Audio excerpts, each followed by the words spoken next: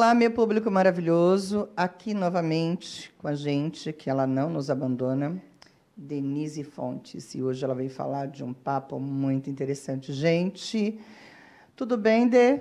Oi, querida, tudo bem? Muito obrigada de novo pelo convite, né, por falar de coisas tão importantes e dividir um pouquinho, né, de conhecimento, de opinião, enfim, com quem está vendo a gente.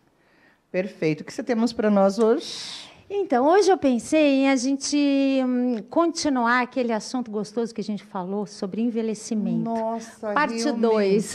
Parte 2, que todo mundo me pediu. Então, tá ela aqui, gente, para falar disso. Então, num primeiro momento, no parte 1, nós falamos sobre dicas práticas, sobre situações de vida que a gente, comportamentos, enfim, que a gente pode melhorar, né, para o envelhecimento. Que envelhecer, se tudo der certo, né, todos nós vamos. Sim. Então, a gente trilhar esse caminho de uma forma saudável, de uma forma leve, a gente pode fazer isso. Se a gente puder fazer... Vive-se mais, né? E mais leve também, né? Exatamente. E aí você falou até uma coisa muito certa, né? Com o avanço da tecnologia, da medicina, tudo isso, hoje a gente tem uma longevidade muito maior.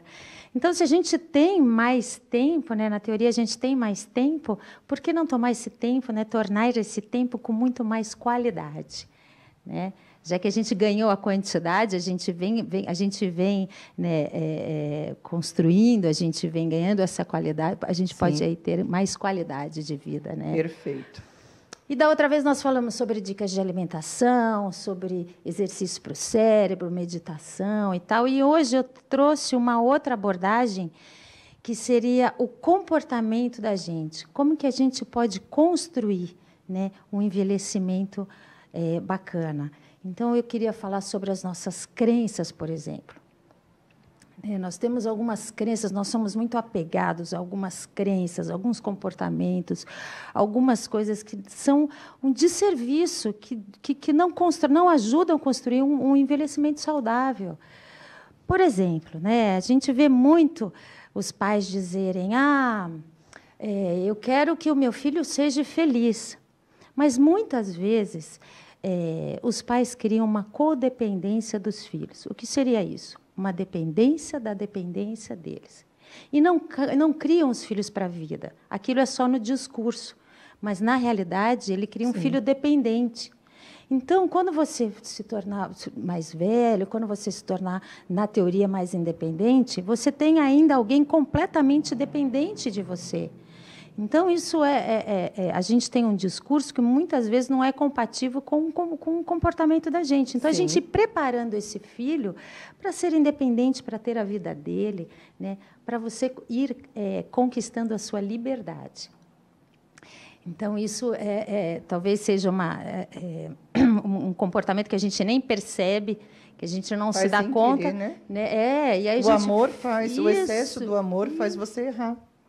E a gente fica criando aqueles filhos dependentes, de repente você está com 70, 80 anos com um filho morando dentro de casa, totalmente dependente de você, né? Então, o que você construiu ao longo desse tempo, né, a respeito da sua liberdade? Qual foi o caminho que você trilhou a respeito da sua liberdade?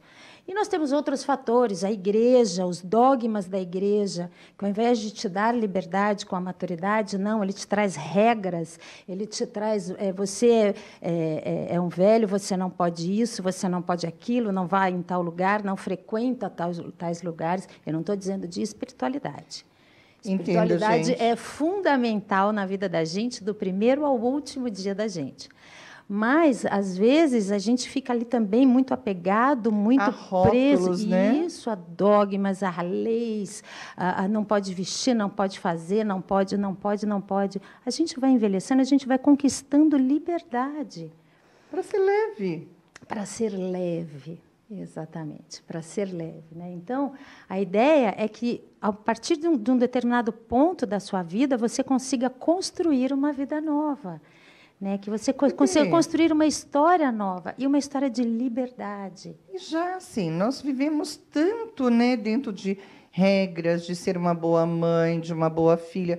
Chega uma certa idade que a gente quer viver, né? Construir uma história nova. Isso, agora deixa eu voar, deixa eu ser borboleta, então você pode.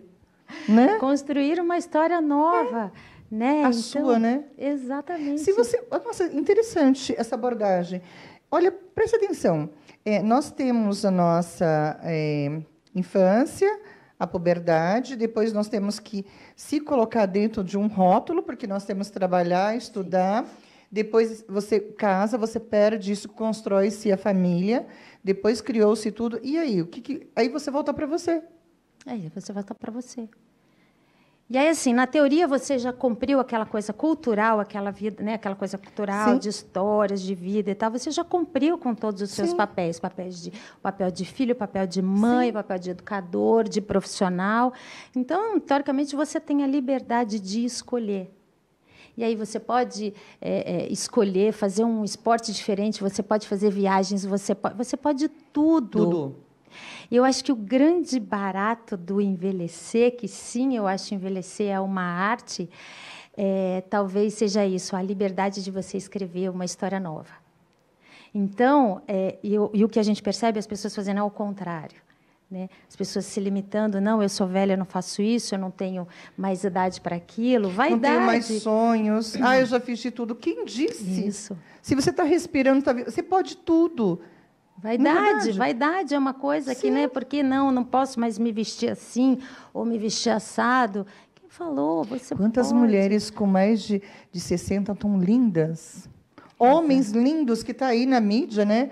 Os tiozão sarado, as tiazonas saradas. Isso é maravilhoso, isso é qualidade de vida, gente. Né? Você olhar para a frente do espelho e dizer, eu tenho uma história, né? Eu fiz uma história e hoje eu me sinto bem com tudo aquilo que eu trouxe. Me Perfeito. Sinto bem fisicamente, me sinto bem emocionalmente com tudo que eu trouxe, com tudo que eu vivi. E tudo é possível. Pois é, sem dúvida nenhuma. Só que tem que ter talvez uma coisa muito importante, né? Que é, ao invés da gente buscar a jovialidade, a gente buscar a vitalidade. Olha a dica aí. Deu para entender? A jovialidade, a gente não volta para trás, mas a vitalidade, que é a vontade de viver, a vontade de escrever uma história nova, a vontade de fazer coisas novas, isso a gente pode. Isso é possível. O tempo inteiro. O tempo todo. O tempo todo.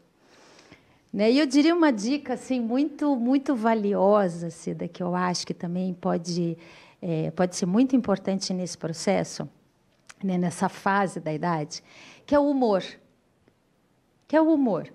Né? Então, é muito, muito gostoso você chegar numa certa idade e contar suas histórias com humor. Rir de você. Trazer toda a sua história, toda a sua bagagem, que é inegável que você viveu, a sua experiência, o que te trouxe até ali, mas com leveza e com humor.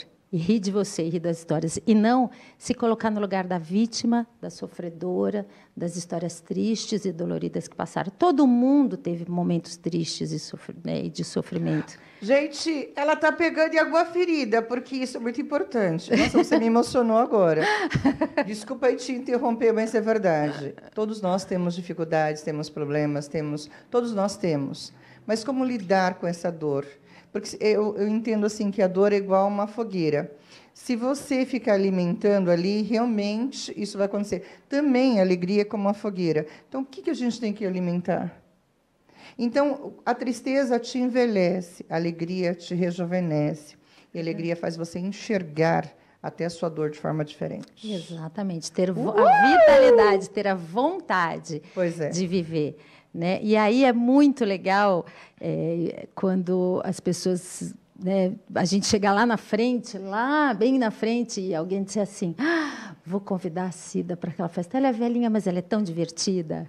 Ela é tão legal. Vou convidar a Denise para ir na nossa festa, porque ela anima, ela é tão divertida, ela é tão animada. Então, é isso que a gente quer. A gente quer ser uma boa companhia, independente da idade. E nós vamos ser, viu, essas velhinhas assim, viu, gente? Então, vem com a gente, porque a vida é leve. Sim. Dá mais uma dica aí, seus contatos, amiga, porque senão esse assunto rende muito, porque está gostoso. Eu acho que a gente tem que seduzir a vida a todo momento. seduzir com a inteligência, seduzir com a sua história de vida, seduzir com a sua aparência, com a sua vitalidade. Então, eu acho que a gente tem que ter esta vontade. Isso não é uma escolha, isso a gente precisa. Ai, né? e Deus deu essa encarnação, por que não fazer dela linda, maravilhosa? É um mínimo. A vida é um palco. Então, que você termina aqui a sua trajetória com um lindo final feliz, com um sorriso. É isso. Então, gente, fica aqui mais uma dica com Denise Fontes, essa pessoa maravilhosa, que ela vai voltar com certeza. E voltamos já já com o programa Cida Maria Fica a Dica.